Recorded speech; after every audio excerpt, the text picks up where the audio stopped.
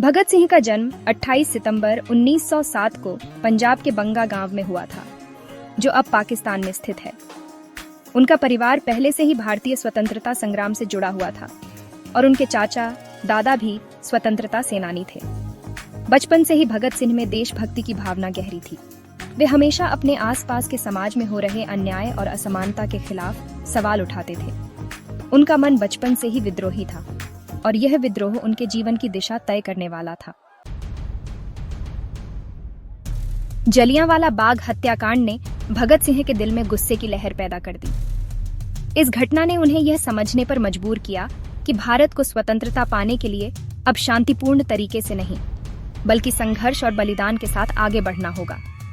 यह घटना उनके जीवन का एक अहम मोड़ थी, जिसने उन्हें स्वतंत्रता संग्राम में भाग लेने के लिए प्रेरित किया। भगत सिंह का यह मानना था कि अगर भारत को स्वतंत्रता चाहिए तो उसे ब्रिटिश साम्राज्य के खिलाफ सशस्त्र संघर्ष करना होगा।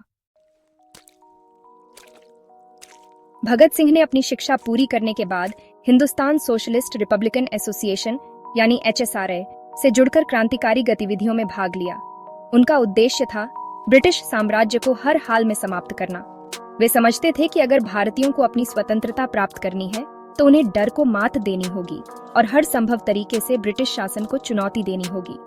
भगत सिंह का यह विश्वास था कि अगर भारत को स्वतंत्रता चाहिए तो उसे एक सशस्त्र संघर्ष की आवश्यकता है। भगत सिंह का सबसे प्रसिद्ध कार्य 1929 में केंद्रीय विधानसभा में बम फेंकने की घटना है।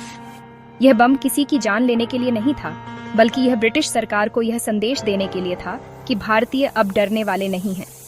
बम फेंकने के बाद भगत सिंह और उनके साथी बटुकेश्वर दत्त ने खुद ही गिरफ्तारी दी। Subscribe to our channel. उनका उद्देश्य था कि ब्रिटिश सरकार को यह एहसास हो कि भारतीय अब उनके खिलाफ खड़े हैं और वे किसी भी हद तक जा सकते हैं। भगत सिंह और उनके साथियों को गिरफ्तार कर लिया गया और उनके खिलाफ मुकदमा चलाया गया। अदालत में भगत सिंह ने अपने विचारों का खुलकर समर्थन किया। उन्होंने कहा कि उनका उद्देश्य केवल ब्रिटिश शासन को समाप्त करना था और इसके लिए वे किसी भी कीमत पर संघर्ष करने के लिए तैयार थे। अदालत में उनकी बहस और उनके विचारों ने उन्हें एक महान विचारक और नेता के रूप में स्थापित किया। 23 मार्च 1931 को भगत सिंह, राजगुरु और सुखदेव को फांसी दे दी गई। उनकी शहादत ने पूरे देश को झकझोर दिया और एक नई ऊर्जा दी। भगत सिंह का बलिदान भारतीय स्वतंत्रता संग्राम के इतिहास में एक मील का पत्थर साबित हुआ। उनका यह विश्वास था कि अगर हम अपने अधिकारों के लिए संघर्ष करते हैं तो हमें किसी भी हद तक जाना होगा और इसके लिए हमें अपने जीवन को भी दांव पर लगाना होगा। भगत सिंह की शहादत के बाद उनका नाम भारतीय युवाओं के लिए प्रेरणा का स्रोत बन गया। उनका जीवन यह सिखाता है कि अगर किसी कार्य के लिए मन में दृढ़ संकल्प हो तो किसी भी मुश्किल को पार Subscribe to our channel. किया जा सकता है। भगत सिंह का सपना था कि भारत को केवल राजनीतिक स्वतंत्रता नहीं, बल्कि सामाजिक और आर्थिक स्वतंत्रता भी प्राप्त हो। उनका यह सपना आज भी हमारे सामने एक चुनौती के रूप में खड़ा है। भगत सिंह का जीवन यह बताता है कि स्वतंत्रता केवल एक शब्द नहीं है, बल्कि यह एक संघर्ष है जिसे हर पीढ़ी को आगे बढ़ाना चाहिए।